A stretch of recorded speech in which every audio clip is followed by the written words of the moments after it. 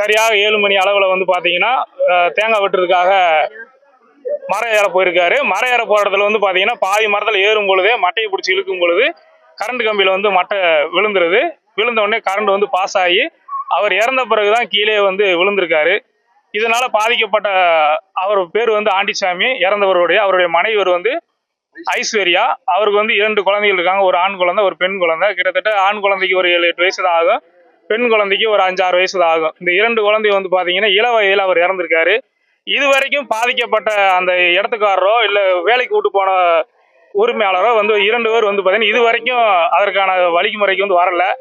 இது பாதிக்கப்பட்ட குடும்பத்துக்கு ஏதாவது அவங்களுடைய குடும்பங்கள் வந்து அடுத்த கட்ட நிகழ்வுக்கு வந்து பாத்தீங்கன்னா முன்னேறுவதற்கு ஏதாவது ஒரு ஈடுபாடு வந்து பாத்தீங்கன்னா வழிபாடு செய்யணும். அதற்கான நிதி உதவி கொடுத்து அவங்கள வந்து முன்னேற்றணும் அப்படின்னு சொல்லி நாங்க வந்து தமிழர் தேசம் கட்சியின் சார்பாக நாங்க வந்து அறிவுறுத்துறோம். இது சரியான பதில் எங்களுக்கு கிடைக்கல அப்படின்னா நாங்க வந்து இதை விட பெரிய ஆர்ப்பாட்டம் வந்து பண்ணுவதற்கு தயார் நிலையில் இருக்கிறோம்.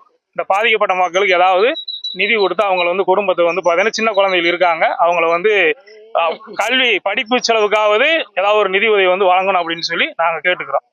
பிளே ஸ்டோர் மற்றும் ஆப் ஸ்டோரில் இருந்து பாலிமர் செயலியை QR கோடு மூலம் பதிவிறக்கம் செய்யுங்கள். செய்திகளை உடனுக்குடன் பெறுங்கள்.